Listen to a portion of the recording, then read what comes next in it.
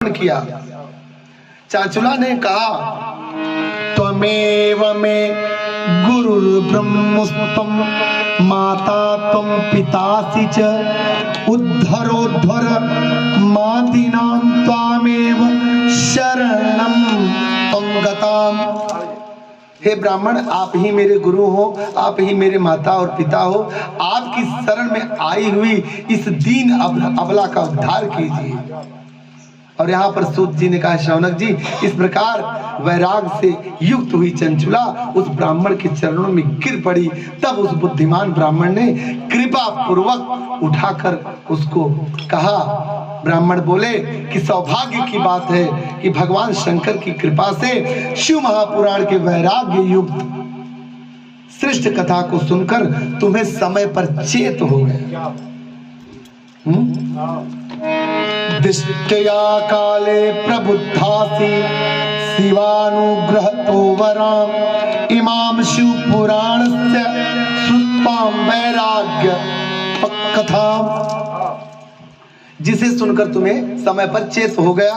हे ब्राह्मण पत्नी, तुम डरो मत, भगवान शिव की शरण में आ जाओ। शिव की कृपा से तुम्हारा सारा पाप नष्ट हो जाएगा। मैं तुमसे भगवान शिव की कीर्ति कथा युक्त उस परम वस्त्र का वर्णन करूंगा, जिससे तुम्हें सदा सुख देने वाली गति मिल जाए। शिव की उत्तम कथा सुनते ही तुम्हारी बुद्धि इस तरह पश्चाताप से युक्त शुद्ध हो जाएगी।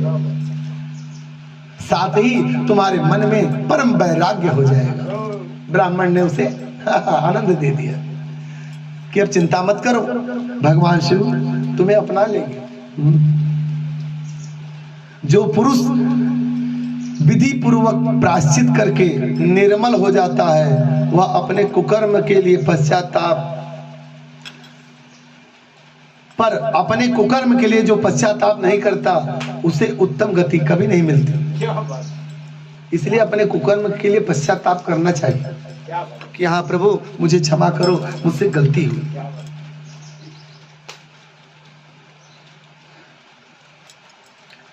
जैसे दर्पण साफ करने पर निर्मल हो जाता है, उसी प्रकार शिव महापुराण की कथा से मनुष्य का चित्त निर्मल हो जाता है। इसमें कोई संशय नहीं है। मनुष्यों को शुद्ध चित्त में जगदम्बा पार्वती सहित भगवान शिव विराजमान रहते हैं। कब रहते हैं? जब आप शिव महापुराण की कथा सुनोगे, जब उसमें मन लगाओगे, तो आपके मस्तक पे कौन विराजमान रहेगा? पार्वती के साथ शिव।